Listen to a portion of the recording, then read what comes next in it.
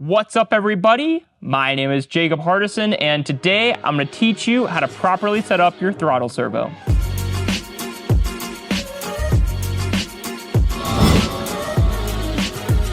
Welcome back, everybody, to, of course, the lovely Adrenaline RC YouTube channel, where this week we continue with our Nitro adventure, our Nitro journey, to where I'm going to now teach you how to properly set up your throttle servo. So a couple weeks ago, we, of course, went over what is probably the most important electric setting, which is going to be making sure that your ESC is properly calibrated for its neutral, high, and low points. And this is going to be the Nitro equivalent, and I would arguably say it is going to be the most important Nitro setting.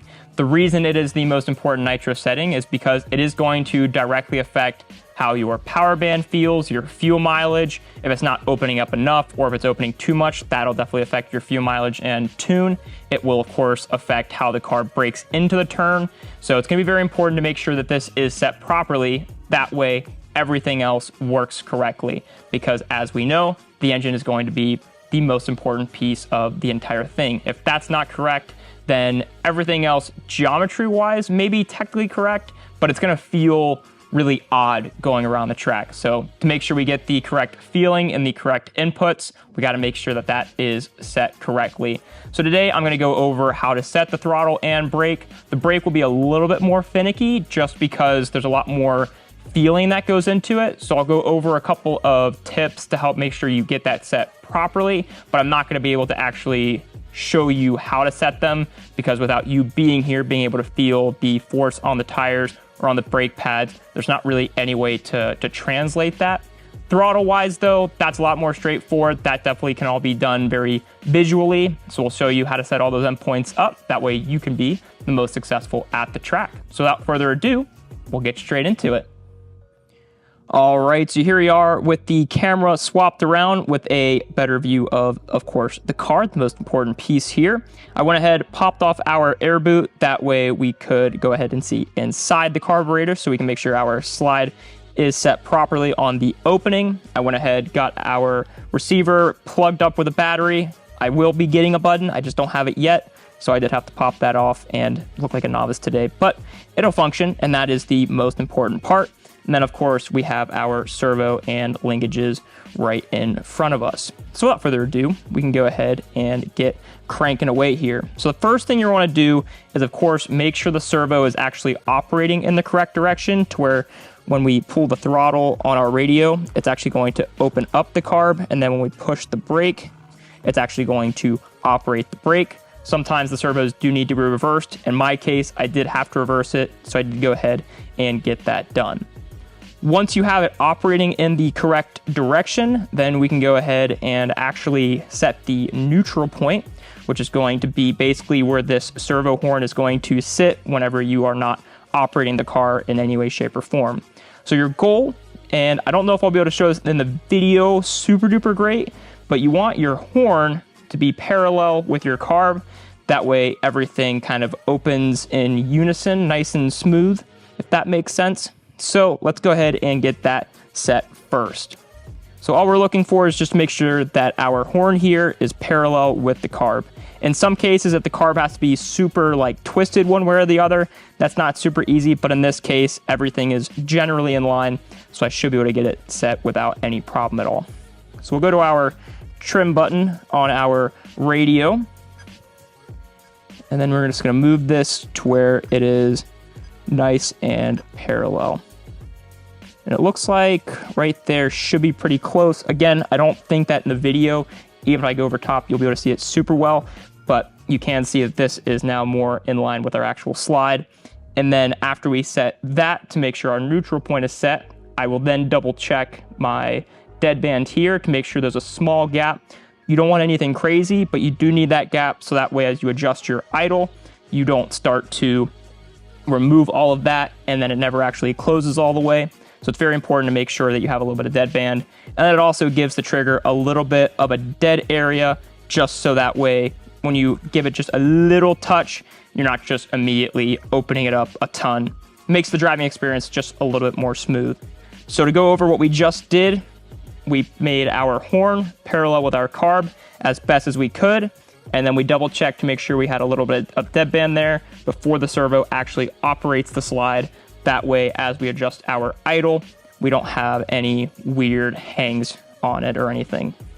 Now we set that, the next thing I'll go ahead and do is I will set the actual throttle endpoint, our high point. So we'll scroll up to that on our radio. Now, a lot of times the 100% is going to be way too much. So I'll very slowly open it. And you can see right there is actually where it's fully opened, but I still have a ton of trigger left on this radio here. So we're going to go ahead and just turn it way, way down. So I'll start at 55% to where when we fully open it, you can see we still have a ton of our slide opening. Now, this is going to be a little bit more of a not as scientific way. This is going to be the eyeball way. I'll go over the more scientific way here in just a sec. But what you're going to do is you'll go full throttle on the radio now that we know we're not overextending. And we're just going to slowly bump our endpoint up until we can no longer see this kind of like brownish, goldish piece in there. The piece that's moving. That'll be the easiest way to describe it. You want to make sure that this doesn't open any further than your venturi edge. And then that will make sure that you're not just wasting fuel and pulling in a ton of extra air. So we'll go back to our full throttle. You can see we're almost there. Pump up just a little bit more.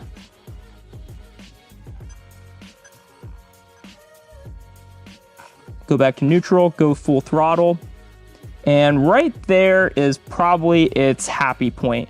Now, like I said in the video, you're not going to be able to see it perfect, but you can see as we slide through, you can see our gap opening up on the right side here. And you just want to make sure you open it until this kind of half moon sits right at the edge of your venturi. Anything more than that, you're just bringing in extra air, which means you're bringing in extra fuel, and then you're just wasting it at that point. So again, all we've done here is we've just set our high point to where our carburetor opens and ends right at the edge of our venturi. Now, the more scientific way to do this would be to take a pair of calipers. You put your caliper teeth on either end of your carb, then you'll zero it out. You'll pull the carb fully opened, and then depending on what size carburetor you have, that'll be the number that shows up on the actual caliper itself. So in this case, I'm using a 6.5 millimeter venturi. So from full close to opening with the caliper on it, you should measure 6.5 millimeters.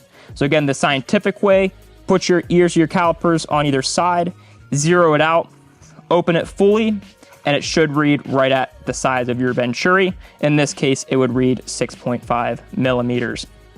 So now we have our neutral set, we have our high point set, now we can set our brakes. So like I said, I'm not gonna be able to show the brake ratio or tensions on camera, but I can show you the safe areas that you can work with the throttle servo. So if you are overthrowing your brake, so we're doing the brake now, you can see it pulls our little brake cams here, and it's pushing towards our carburetor. If our endpoint is set too high to where you totally eliminate this spring and hit this guy here, this collar, what that's gonna do is it's actually gonna start pushing the entire engine and carburetor over. It's gonna effectively create a chassis brace, put a lot of strain on the carburetor itself, a lot of strain on the servo, and that is not very healthy whatsoever. You want everything to be tight, but not to the point where it's like binding on things.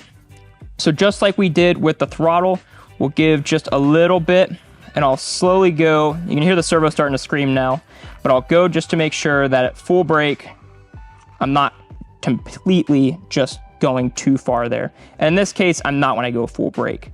So the next thing that I can go ahead and do, now that I've very slowly gone and done that, again, you don't want to do that very quick, because as the servo starts to scream, you don't want to put any extra stress on it than what you need to. So if it starts to scream a ton, more than likely your endpoint is going to be too far. As you heard with mine, the servo started screaming a lot. So now that we have tested to make sure that we're just not even going to immediately overthrow the servo, now we can go and actually set where we want it to sit. So what I'm going to go and do is just like we did with our throttle, we'll turn this way, way, way down. This you'll turn down a little bit more compared to our throttle, because a lot of times you don't need a lot of brake throw. So I'm actually going to start this at 20%. And this is going to give us just a kind of baseline. You're gonna have to feel this out some with the tires on and when you actually go to set the brake. But now at 20%, you can hear at full throw, we're not totally upsetting the servo. It's not getting very angry at us. Everything is in generally happy form. Now, something to look for when setting your brakes is if you don't have enough throw, what'll happen is you're gonna have to set the tension on these so tight that your brake pads here are actually going to just always be locked on the actual brake rotor itself, which isn't very good because again, you want things to be free flowing and neutral. So to go over what I just said there, if we don't have enough brake throw and we start compensating it by tightening these cams are then gonna start putting pressure on our pads, which is then going to basically act as a drag brake. So you're kind of finding a happy middle ground to where you're not overextending the servo, but you're still getting the correct brake force without creating a drag brake. So in this case, at my neutral, I am still nice and free on my drive line, so no issue there. So we'll go ahead, we'll press our brake, and then we'll bump this up.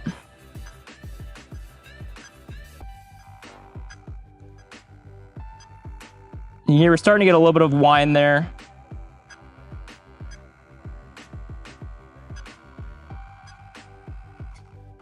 So right there is probably as far as I want to go. These particular servos are definitely a little bit more on the noisy side, but we are getting good closure on the brakes. I wish I had a better way of being able to show what the tension of them was. That way you guys have a better idea of what to look for. But other than just kind of giving the tips of what to look for, I can't really show a whole lot.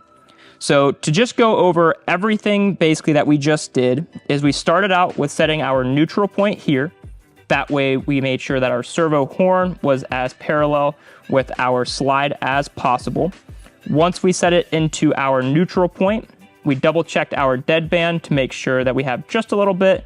So that way as we adjust our idle and as we drive around the track, the throttle isn't very aggressive. And then when it comes to the idle, it makes sure that this can still close fully.